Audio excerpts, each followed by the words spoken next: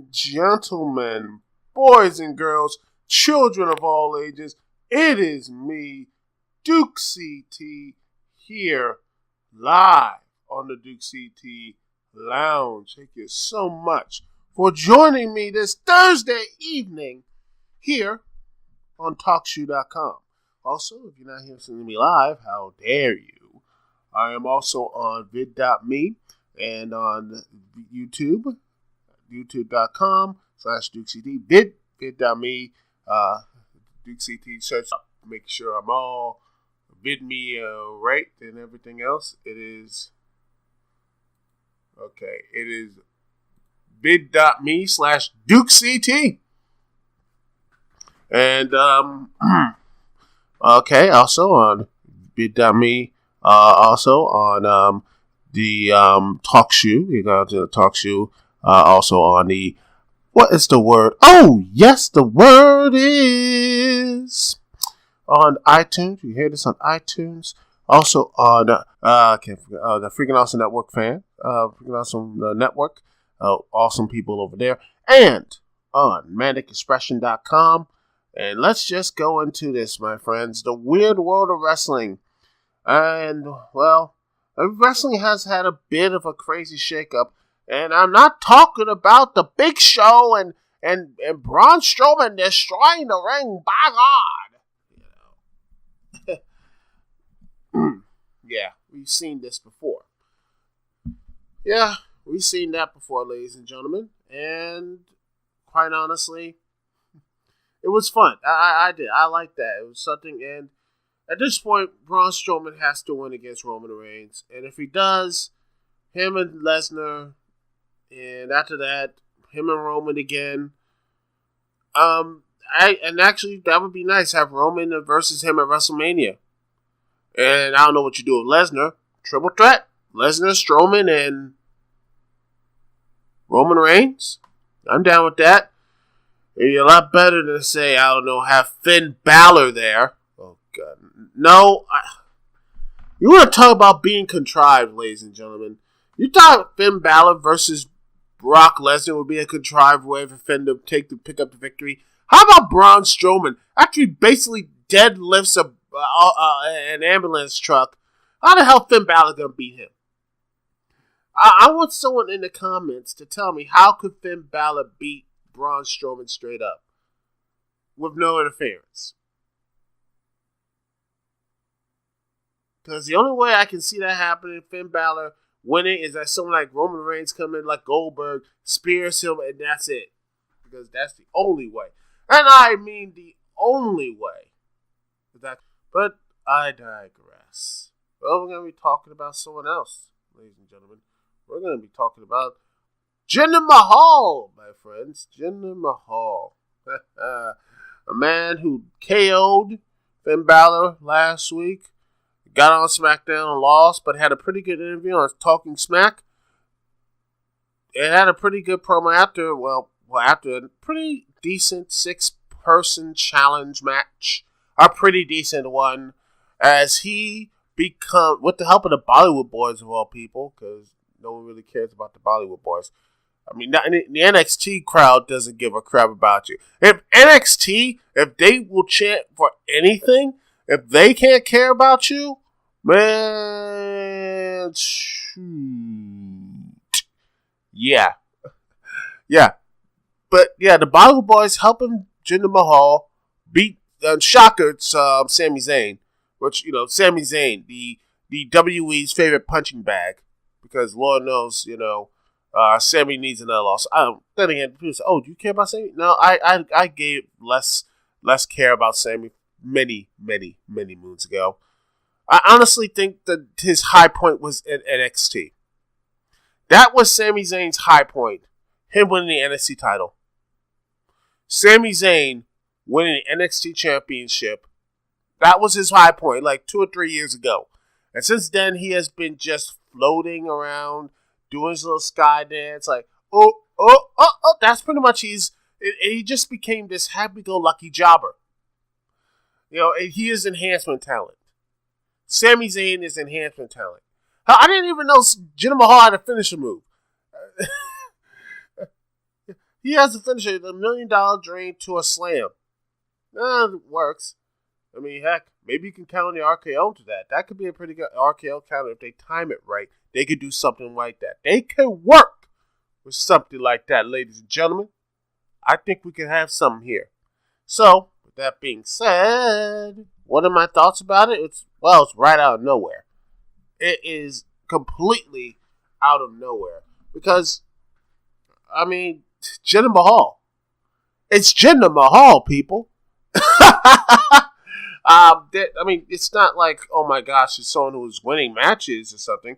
And the last time he won a match was in a singles match was August of last year.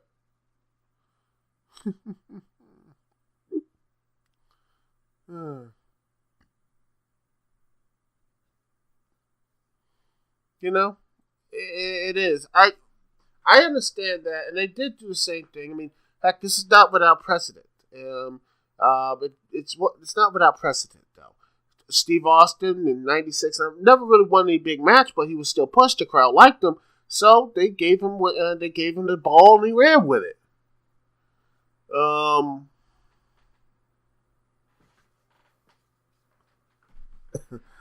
I'm looking on my Twitter machine. And, oh, man, you know what I love about my Twitter is that it has some ranges and everything else. I love this. Mauro Ranallo, shout out to him. He got this, let's go. He loves the New York Rangers, the guys go. Yes.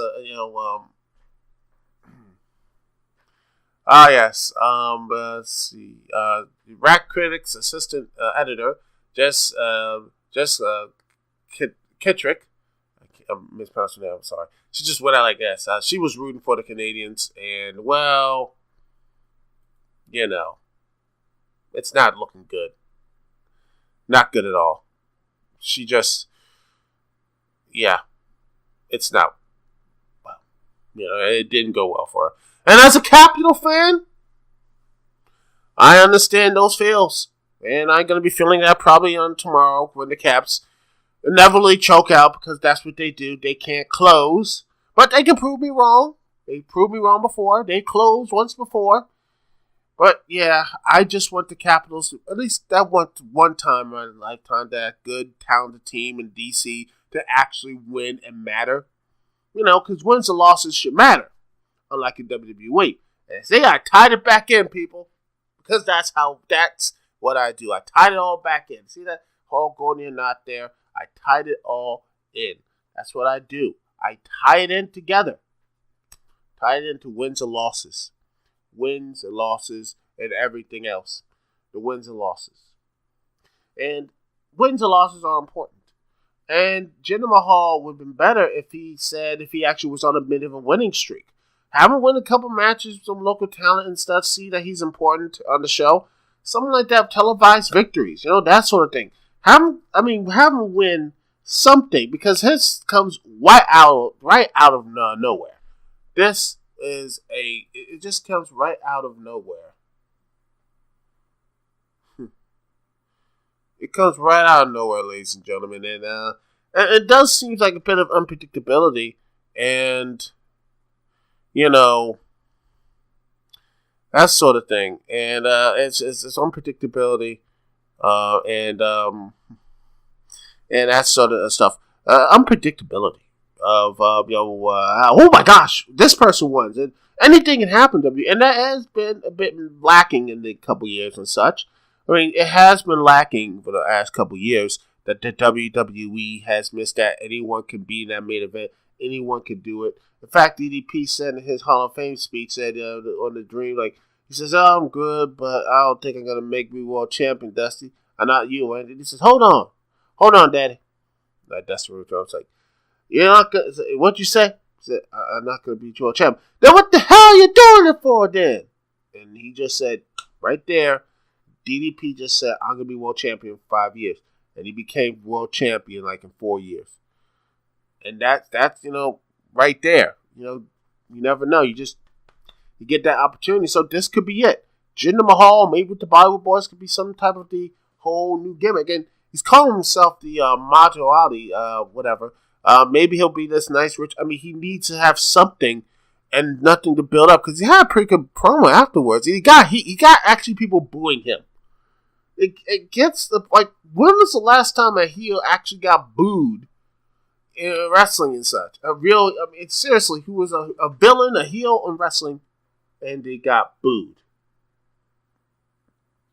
When is the last time you heard that? Every time you get a cheer and pop or something, there's no pop with Mahal. There's actually boos and villains and such. And sadly, the reason why it is, I think he's a crap wrestler. And that's, to me, another issue, is that there is no, what else? Let's see. I'm just typing some stuff on my Twitter machine. Back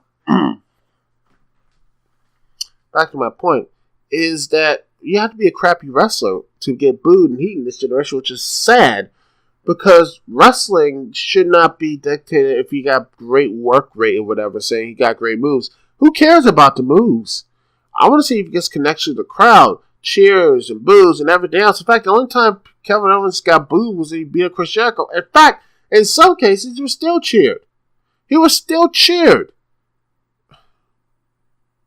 And that's the real issue, is that these guys in the wrestling fandom, I don't know what makes a good heel anymore. A good heel, if they turn Roman Reigns a heel and he starts entering this little bit more charisma, he'll be cheered overnight. Like 2-3 weeks later, he'll be cheered, and then Finn Balor, trying to be this babyface, will be booed because they're like, "Oh my gosh, Finn Balor, man, he needs to turn heel."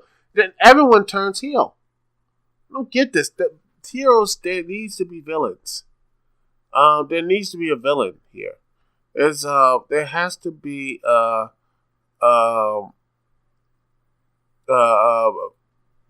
villain, heroes and villains. And sadly, the best, the heroes have to be, heroes. It needs a good villain and vice versa. I mean, could you imagine people are like saying Batman, and they can't cheer Batman, but they have like Ra's al Ghul or someone, and that's it, man. Look, I know I'm supposed to cheer Batman, but look at Ra's al Ghul. But his work rate is amazing. His work rate is so good. It's so good. Yeah, that doesn't make any sense. It shouldn't be, because you can have a cool villain, but at the end of the day, the hero has to take down the villain. The hero has to look good and beat the villain. That's what it is. Every TV show, hero and villain. You're cheering. It's this live theater, and yet you're ruining the whole damn thing. You're ruining it.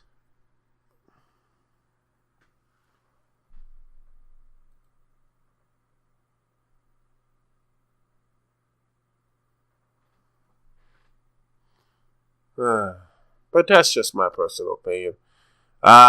Because again, I just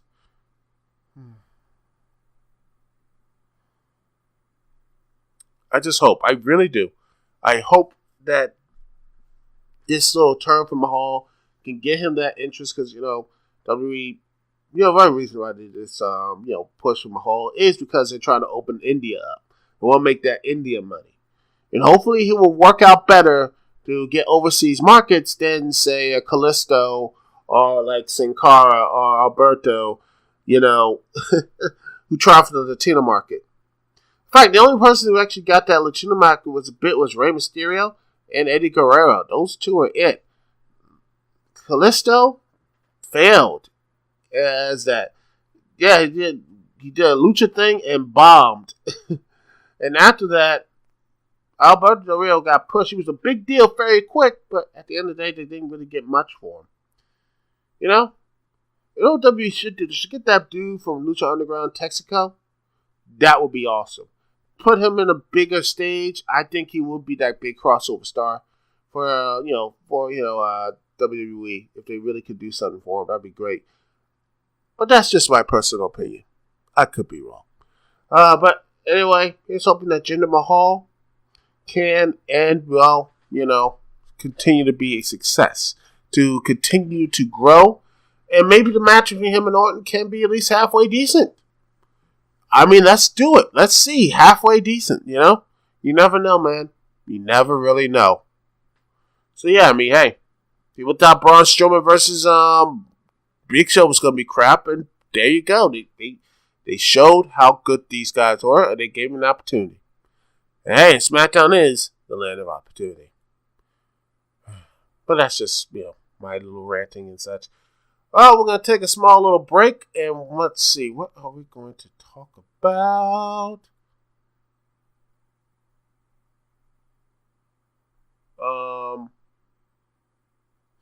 Let's see. Some OC remix. How about a little bit of the Super Mario RPG Windows to the Stars, everybody. Let's talk about a look about that. I mean, yeah, that is a free album from OC Remix.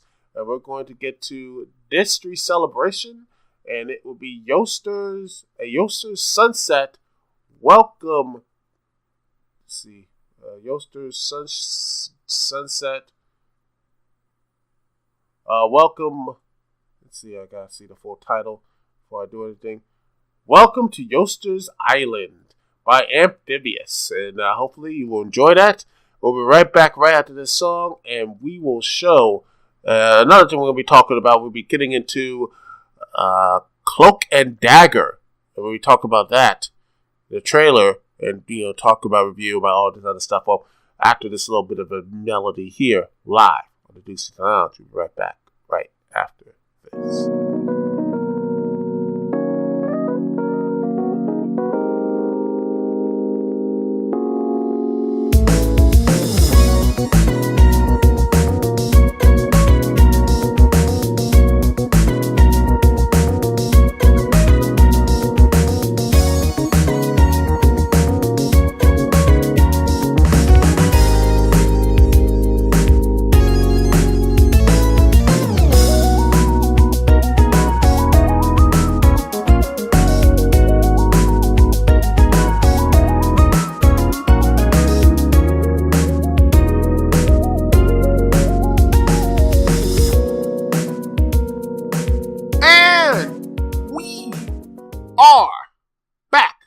Ladies and gentlemen, boys and girls, children of all ages, here we have returned. I have returned.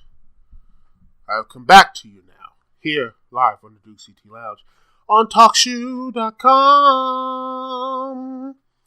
So, Cloak and Dagger, two Marvel characters that have been very interesting in its history.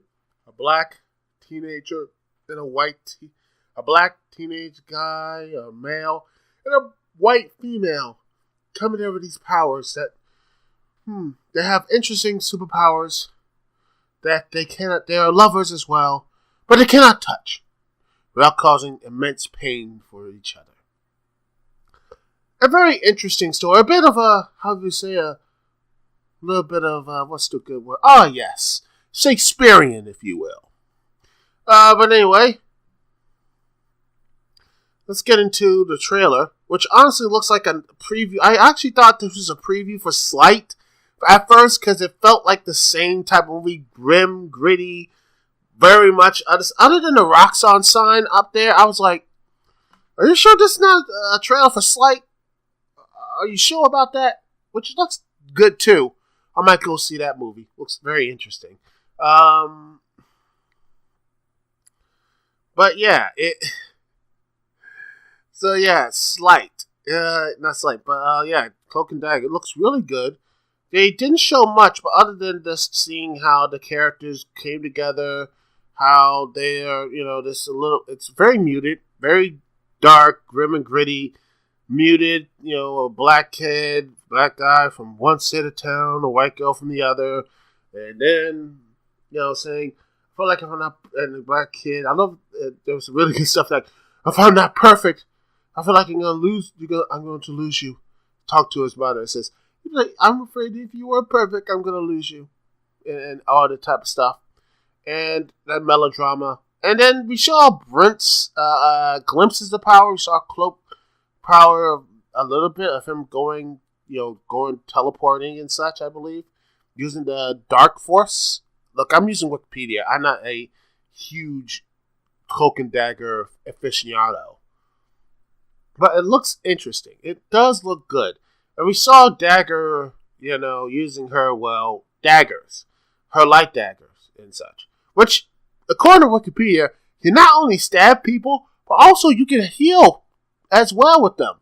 So, yeah, she can heal wounds with the light dagger and such. So, yeah. So she can stab you and then heal you. Or heal you then heal you while stabbing you. Like, I'm healing you! Stab, stab, stab, stab. Maybe I'm working it wrong. They just do like, they just wave it over you like some type, or just like Doctor Who with that, sonic screwdriver, just like beep, heal mode, from kill, then you gotta do heal mode, boom, there you go. But yeah, and I just said interesting in the trailer is that they try to touch it and bam, they knock themselves back. So they're gonna continue with that. I don't know in the comics they stop, because they do have a relationship in the comics, which, yeah, I don't know how that's gonna work in the show. And it does seem to be there's going to be a part of the MCU, maybe because it might actually cross over with, say, Agents of S.H.I.E.L.D., if that's still going to be around. I wouldn't be surprised if that show... I mean, we still haven't have confirmation that show's going to be around. We don't know yet, which is a little bit troubling sign about that show. Which is the ratings have gone even lower. Even the show I thought has picked up, I thought was doing pretty well for itself. This season I thought was really good. But yeah, it's been really terrible. I mean, the ratings have been really terrible for that. But who knows? And another shot against the show is it's on Freeform, which I don't know if I have. If I do have it, I'll find it somewhere. And when it comes on, I'll probably watch it. But if it's, because we don't see much superpower stuff, because if it's just going to be melodrama, up top of melodrama, I'd be like, look, I do not want to watch that. If I want to have characters acting idiotic and having pointless melodrama, I watch the CW. The CW DC shows have a ton of that. Gosh. But hey, who cares? But hey, that's just me. And let's see what. Oh yeah. Yeah, but overall, I think the show's going to be at least decent. It looks decent, and hopefully they're going to have some powers. I don't know what villains they're going to fight, because it looks like they're just going to probably figure out what powers they have or that, and doing these type of things. But I think eventually they'll figure out what powers and who the enemies are going to be, and maybe you might see a crossover with Agents of S.H.I.E.L.D. because Freeform, it was ABC around. Maybe they still have ABC ties. I don't know. But who knows? Or I'll just, wait till it gets on Netflix and just, boom, watch it there. Which I'm probably going to do anyway. But maybe I'll finally dust off my remote and actually use it to scan for Freeform. But until that time, I will not use it. But anyway, thank you so much for listening. This show is over, ladies and gentlemen. Lounge is closing. Thank you so much for joining in. Thank you so much for being a part of it. Remember, if you're not here for the live show, remember you can watch this video on youtube.com/DukecT. You can also hear find it on vid.me. You can find me also on vid.me/DukecT and on freakingawesomenetwork.com, on manicexpression.com, and on iTunes as well. You get my SoundCloud. I'm also on SoundCloud too, so I'm going to start putting that stuff up as well. And yeah, that's pretty much it. Thank you so much for listening and watching the Dukec't Lounge. Dukec't here. Peace, love. I will see y'all when I see y'all later.